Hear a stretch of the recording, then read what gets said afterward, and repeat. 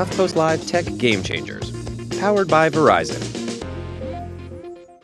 Welcome to HuffPost Live's Tech Game Changers. I'm Mike Sachs, and today we're looking at the ways to use social media to enhance our lives and have more access to entertainment, employment, and even education. I'm thrilled to be joined by a pioneer in the social media space, Digital Royalty founder Amy Jo Martin. These segments about technology game changers are powered by Verizon. So Amy Jo, you've been on Twitter, you've been on Facebook, you made your name that way with your Digital Royalty company, but take us way back. Take us to when you really first started out, dipped your toes in these waters, and how you progressed from there. Way back. So Digital Royalty will be 4 years old this week, so that's pre-Foursquare and Pinterest and Instagram. Way back, I worked for the NBA, and I was the Director of Digital Media and Research, and really the big catalyst was helping Shaquille O'Neal get his start and just really experimenting with social communication, social media as we call it. Now I was reading your book, Renegades, or which camera looking at there? This one here?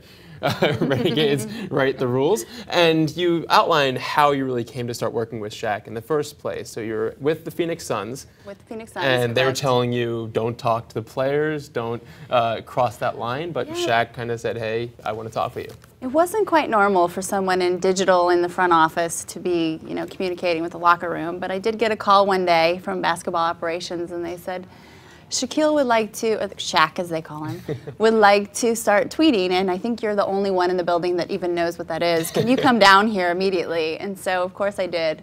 And from then, we had a great rapport in terms of, I'd give him these crazy ideas, and he would be up for them, and we'd start experimenting, and those experiments turned to best practices. So what were some of those crazy ideas, and how did you develop the best practices from there? So one of the issues that we had beginning was Shaquille was the first verified actual account on Twitter ever, and I was the second. I don't know why they made me the second. With the check mark, the blue check mark. And for some reason that check mark means a lot. So a lot of people didn't believe it was him behind his voice, and it was him tweeting. They thought maybe I was Shaqateering behind the scenes, ghost tweeting. Shaqateering, was that your word there? I make that up, yeah. That's a good one, I like it. On his Shaqberry, because he really did call it a Shaqberry. He's now graduated to an iPhone. But it was really about proving to fans that it was him behind his tweets, because it really was. And his intent is completely pure and wanted to connect. So I took him this concept one day called Random Acts of Shaqness. Totally made it up. I called him and said, hey, what if we put you on a street corner or do something where fans can connect with you and we bridge the virtual world with the physical world? So again, this was pre-Foursquare, pre-location-based services, and really we tried it. He was up for it, and I said, we'll call it Random Acts of Shaqness. And we'll call it Twitter tag. And he did it, so he tweeted exact whereabouts, and fans came running. And the local media came running, and then of course we continued to do this, and it grew bigger and bigger. So that was our big play. The first fan to tag him would get tickets to the game the next night. Oh, that's really cool. Or assign something. So and at this point, were you still with the NBA? I was. And then what compelled you to get out of the NBA and go solo? So I started to ask a lot of forgiveness instead of permission, because there were no rules. The league didn't have any rules for social media, and I was doing a lot of things and getting my hands slapped a little bit. So one day my boss called me a renegade on the team plane. We were headed to play the LA Lakers, and Shaquille had a question up front. He sent me a text message and needed me to come up and help him at the front of the plane. This is before we took off. And I thought if I go up there, I might get fired, because my boss was sitting next to me, and this was a clear time when everybody said, let go of social media. Just stop for a moment. We're not sure what this is. Anyway, he proceeded to text, and then finally stood up, 7-foot Shaquille, and said, come up here.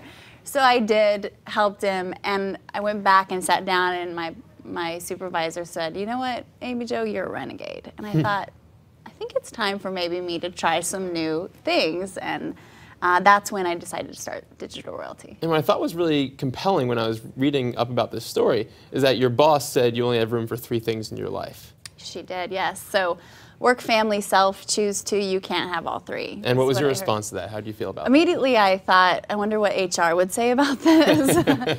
She wrote it down on a piece of paper, and it's someone that I still to this day respect greatly, but it just didn't seem right. And as I've continued throughout my career, And a lot of people say, you know, what's your position on women in business? Can you have all three? You know, it's not an easy answer, but of course, if you can have it all, if you define what your all is, and it's something that, you know, we do need to talk more about. As much as I didn't really give it or acknowledge it early on, because I never grew up in a situation that found myself any different than men. So fast forward 4 years, I mean almost 5 years really. This was back in 2008, right? Yeah, 2007, 2008. Wow. So I have your tweet pulled up here saying, so Digital Royalty turns 4 years old this week. Been a hell of a ride, onward and upward. So let's fast forward those 4 years. Let's take us to 2013. How's that ride been? What's gone on? What are some of the highlights of your career so far? Oh, wow. I think the highlights of the actual industry and the business and my personal growth are like aligned. It just seemed like we grew quickly in terms of learning what we wanted and defining, you know, more of our purpose. So 2 years ago, we started Digital Royalty University, our education arm of Digital Royalty. And after working with a lot of celebrities and a lot of, you know, just different athletes and amazing brands, corporate brands, we realized that there's something missing. There was a bit of a purpose problem going on. And so we realized if we can teach them how to do what we do, they can own their voice and they live the brand anyway. You live your brand, everybody else has their own personal brand as well as the company they work for. And we can work with more people and kind of accelerate that process of learning. So we did. So now we teach people. Yeah, what sectors have you gone into? Every sector. You know, we still work with some celebrities in the entertainment industry and sports, but also small businesses, you know, those entrepreneurs as well that are just starting up and they are the human behind the brand. We work with children. So if you can imagine, last week in our office there were 40 third graders. And we were teaching them about the power of personal branding and how when they get to school, they're going to need 8-year-olds how to be their own brand? Yes, Is this brave new world we're in right now? And I said, what are your favorite brands? And certain people would raise their hand and say, you know, Michael Jordan. Rightfully so, that's an individual. And it started to click with them that they have their own brand and they will someday need to rely on that influence and that, you know, that track record to get into college or to get a job or maybe even get a credit score. Now, a lot of these kids, they're too young. The 8-year-olds in your office are too young to join Twitter or Facebook right now. You'd be surprised, Mike. I asked the question and they, sure enough, a lot of them are on. And does social media, at least vis-a-vis young kids, get a bad rap, especially if you're talking about now how it might come into play when one is applying to colleges? You know, there are kids who change their names on Facebook. There are kids who use different Twitter avatars to make sure that admissions officers aren't reading what they're saying on social. But you can, you can use social for all sorts of things. Absolutely, and that's the point that we're really trying to make. You know, it starts with the parents and the teachers. So that's why when I talk about purpose and giving back, for every class that's purchased on Digital Royalty University, we give back a class to teachers through a Teach for America partnership. And the goal is to really bridge that gap between teachers and parents, that communication gap, because kids will do better in school, but also to give parents and teachers the tools and the understanding of how this can help them. It's not just what you can't do via social, Twitter, Instagram, Facebook. It's what can you do and what should you do as a parent and also as a child to build your brand in the right way. So are there going to be any Shaq-like stunts for Teach for America? Is there going to be any type of renegade social media exposure for these brands you're working with now? We're doing some fun things. If you can imagine back in the day, Mike, if you can take yourself back to grade school and imagine your principal on Twitter and you are too, or Facebook, and your parents are too, all of a sudden the world gets a lot smaller on who behaved how that day, and so it's fun, it's very innovative, and we're excited to really stretch it and push the boundaries. Cool. Now you have another project going on right now as well. I think it's Digital Royalty University? We do, yes. Tell me about that.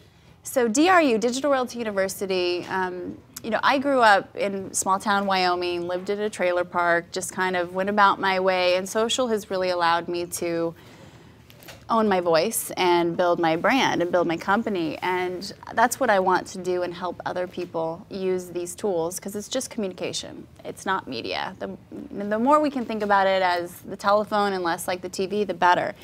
So what we have at digitalroyaltyuniversity.com are all types of classes. How to build your personal brand using social, how to provide customer service, activate events, crisis communications, every platform, Facebook, Twitter, Google+, LinkedIn, Pinterest, Instagram, the 101s and the 201s and even more advanced, so people can understand, and they're pretty cheap. So we're just opening up our kind of lessons and what we've learned and all the mistakes we've learned over the last 5 or 6 years in this world, and sharing it with everyone. And you're pretty self-taught. So in terms of bestowing your wisdom onto others, do you suggest that they have to go through the same types of experiences you went through, that they have to find their starts the same way, or is there really a different path for each person towards achieving really what you've achieved? Well, because social has grown so much and everything has changed, I consider 4 years with my company being more like dog years. So I consider it 28 because things have changed so quickly that if we can share our stories and case studies, I think other people can leapfrog my mistakes and catch up quickly and accelerate that process of growth and innovation, especially entrepreneurs and the individuals who have that passion. They can humanize their brand and really expose who they are and why they do what they do, then they can grow pretty quickly. And I want to tell the camera this real quickly. We have more information on Digital Royalty University in our resource well right beneath me. There is a special discount for HuffPost readers and HuffPost Live viewers should you click that link and want to take some courses with DRU. So please do. I'm learning a lot right here, and I think I'm going to keep learning a little bit more because I have some more questions to ask, particularly about the future. Right? So you can never tell the future in this stuff. I know 4 or 5 years ago when you were getting started, you probably couldn't have imagined that you were so far where you are now. Or maybe you could have. Maybe you thought, I'm going to take over the world and this is where I'm going. No, not at all. No? I just wanted to design my own day. Didn't want a New York Times bestseller? I didn't have a clue. I just was out to kind of innovate, and I was really curious. So then what's the future, not only for you, where do you see the social world going? Where do you see social promotion going? Where do you see people as personal brands going in the next even 5 years, which is, again, a lifetime in the digital media world? That's a great question, and I'm asked that a lot, and I think as we look at different areas that digital royalty is involved in now with kids and universities and executives as well as corporate brands and celebrities, you have a point of view that's different. It's not just marketing and media anymore. You look at crowdfunding and how useful social communication is to crowdfunding. And when the SEC changes releases their regulations soon regarding equity in crowdfunding, it's going to be a big game changer for business. And if you look at even, kids, a lot of what I'm hearing with the younger demographics is that I'm leaving Facebook and Instagram is better. And it's quicker, it's easier, and we only have so much time in our day. And not as many parents are on it? And not as many parents are on it, and I think that's the key.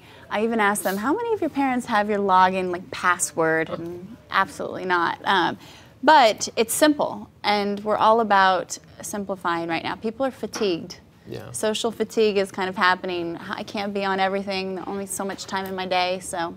And that's a big challenge you have to face then, how to evolve with people's own evolving views towards social. Absolutely. Even at my office, we have times where we actually do this thing called digital detox. And when we have meetings, we put our phones in a specific box. Nobody can be checking their phone. Nobody can be distracted. And we're so much more productive and effective. Your digital detox right now, unfortunately, or maybe fortunately, I have my computer loaded with chats. I'm a little jealous, actually, Mike. well, we can collaborate here. I have a tweet here from Jen Sansevier at jsansevier asking, what is the new and best upcoming platform for freelance writers / designers to put themselves out there for hire? So my advice to Jen would be figure out where the people that you want to work with, where are they? So intuitively, it seems like, of course, Twitter. Everybody on Twitter has a different mentality than Facebook in terms of it's okay to connect with strangers. And it's a little personal, can be a little business. LinkedIn, too, of course. But it's doing your research and listening to where those people reside and then connecting with them. Instagram, as a writer or designer, highly visual person, their art and their talent is highly visual. Instagram's a great place, and link to it from Twitter or link to it from other platforms. And more broadly, how do people use social media for employment? Good question, too. So From an employment standpoint, I look at it two ways, because you can kind of interview your potential employer as much as they can interview you without anyone knowing it, because you can kind of stalk them, like stalk in Twitter, stalk is what I call it. And no one would ever know. So it's a way to get into the pathways and have access to people you never would before. So you can have direct access to a CEO or hiring manager through just listening and engaging in conversation. And they may not know that you're even looking for a job, but eventually, after they recognize you have value, you have an opinion, and you're engaging, then bring it around if you feel like it's appropriate. Well, Amy Jo, I want to thank you very much for joining us, having this very good discussion about tech game changers. You are now, on this couch, a tech game changer. But you didn't need our validation for that. You Jump need that high about yourself. Boom, jump. We can jump, too. You want to jump? You want to jump? Let's do this. Ready? And up. Okay, good. Almost knocked over my computer. Very high, I didn't want to knock over my computer. All right. Okay, so do you have a game-changing idea of your own? Verizon is awarding $10 million in prizes for new ideas in healthcare, education, and sustainability. Enter the challenge at powerfulanswersaward.com. Check out the info in our resource well right beneath me. I'm Mike Sachs. This is HuffPost Live, and we're bringing you Verizon's Tech Game Changers.